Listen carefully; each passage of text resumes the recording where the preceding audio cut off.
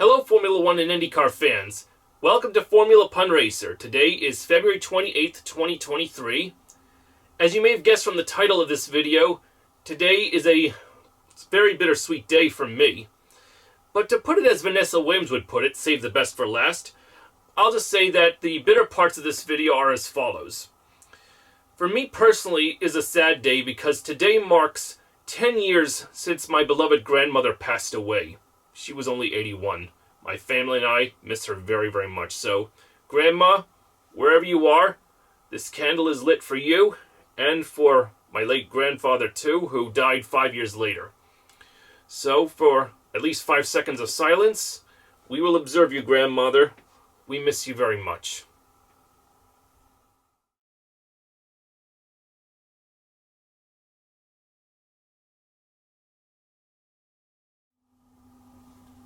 Gone, but never forgotten are you, Grandma. We miss you very much. Now to get on with the sweeter side of this video is the following. It is also my cousin's birthday. Happy birthday, Kayla! I hope you're having a great birthday today if you're watching this video. And by coincidence is another great person's birthday. His 83rd, in fact.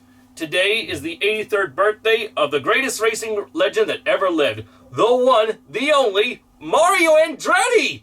Happy birthday, Mario! I hope you're having a great day today.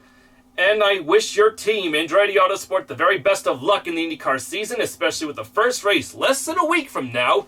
And I hope the team also gets their 6th win ever at Indianapolis.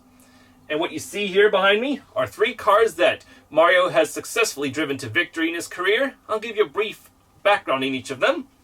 This black car is the Lotus Ford 79, which Mario Andretti took 6 victories in the 1978 F1 season. And to think the last race that he won, which was at the Zandvoort Dutch Grand Prix, that was also not only Mario's last F1 victory, but also the last time an American has won an F1 period so far.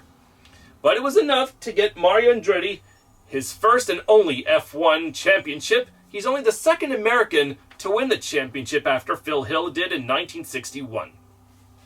This car is the Ferrari 512S, which Mario Andretti drove in the later hours of the 1970 12 Hours of Sebring alongside Nino Vaccarella and Ignazio Giunti. Originally, Mario was driving in a sister car, the number 19, which actually had an open cockpit in the start, but in the dark hours of the race, it went out with either gearbox or transmission failure, so they switched Mario Andretti over to the closed cockpit number 21 car. But it was essential for the Ferrari team to get victory at Sebring. So congrats to you, Mario, Nina, and Ignazio on that. And last but not least, you might remember this car if you've been to the Indy Speedway Museum. This car is where Mario reached the pinnacle of his racing career. The Bronner Hawk Ford-powered car that Mario drove to victory in the 1969 Indianapolis 500, the one and only victory Mario has achieved at the greatest spectacle in racing.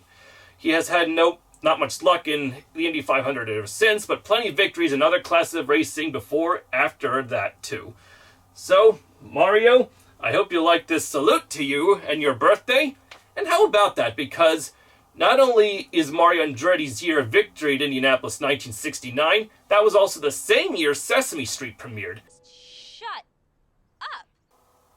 With the recent passing of Bob McGrath, who portrayed Bob on Sesame Street, and the fact that Mario Andretti won the Indy 500 the same year Sesame Street premiered in 1969, I figured, what's a good way to wish Mario Andretti a happy birthday?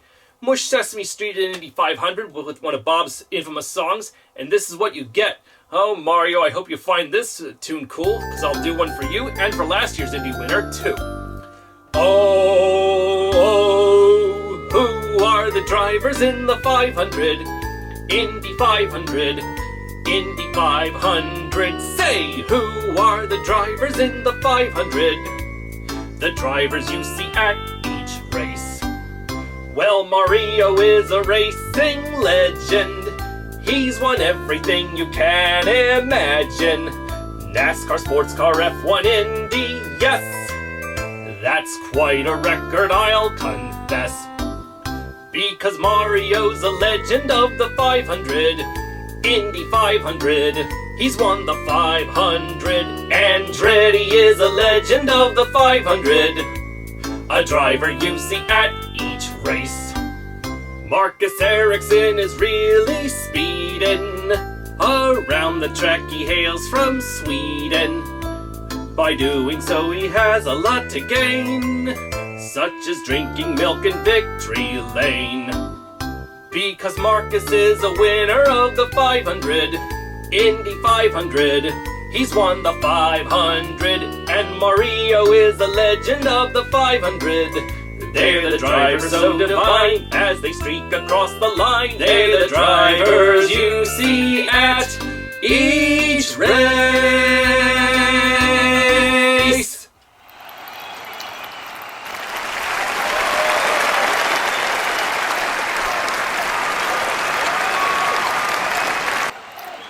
Thank you very much. Thank you. I'm glad you found that wonderful song quite appealing. And once again, happy birthday Mario Andretti and happy birthday cousin Kayla. I'm glad you found that interesting. I hope you did too, Marcus Ericsson. Oh, there's one other thing I'd like to talk about in regards to my grandparents, God rest their souls. And even though my grandparents didn't care about cars and racing like I did, there's always something about them that always makes me link them to the Indianapolis 500. And it's the fact that they married just 5 days after this beautiful Curtiss Craft, driven by the late Bob Swikert, took victory at Indianapolis. You may remember this particular kind of car when you're in the Indianapolis Speedway Museum as well. Oh, what a race it was for Bob Swikert. And if you don't know, what year was it that this car won Indy and 5 days later my grandparents married? It was the year good old 1955. 1955? Great Scott!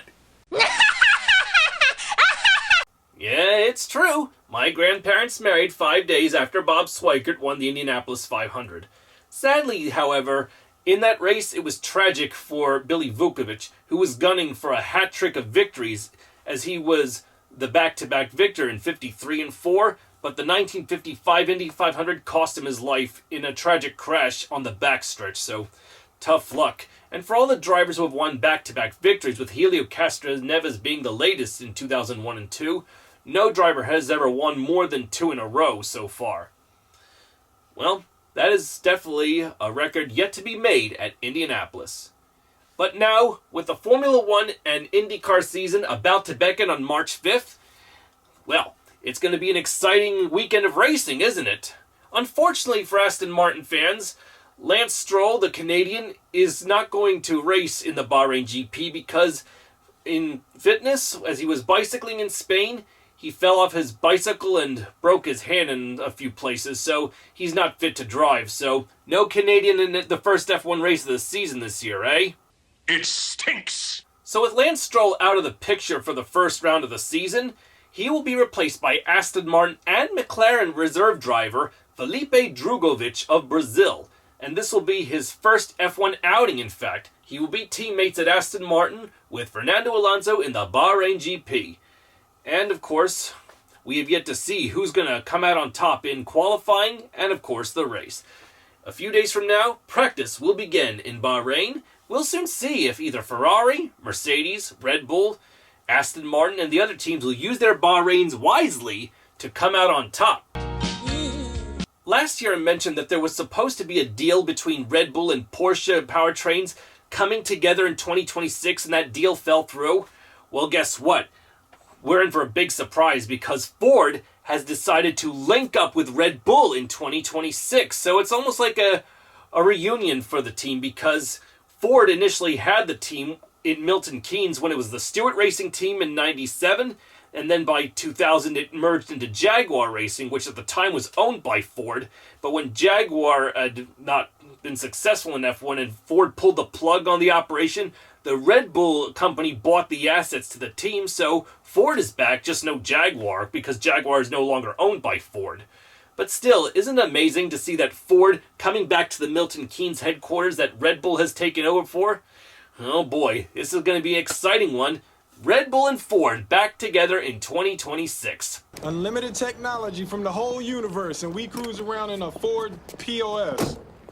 In addition to the first IndyCar and Formula 1 race starting on March 5th this weekend, well, 2 days before the IndyCar race in St. Pete, it is a special day for NBC commentator Leigh Diffey, who will definitely be commentating on the Indy cars. Point being is that 2 days before the first race of the IndyCar season is Leigh Diffey's birthday. So I say, happy advanced birthday, Leigh Diffey. I look forward to hearing your voice on NBC as I tune in to watch the races throughout the season. I'll be at the Indianapolis 500 too. Who knows if we'll run into each other. I hope you enjoy the races too, Leigh. And I look forward to seeing how the first race of the season in St. Pete and Bahrain turn out.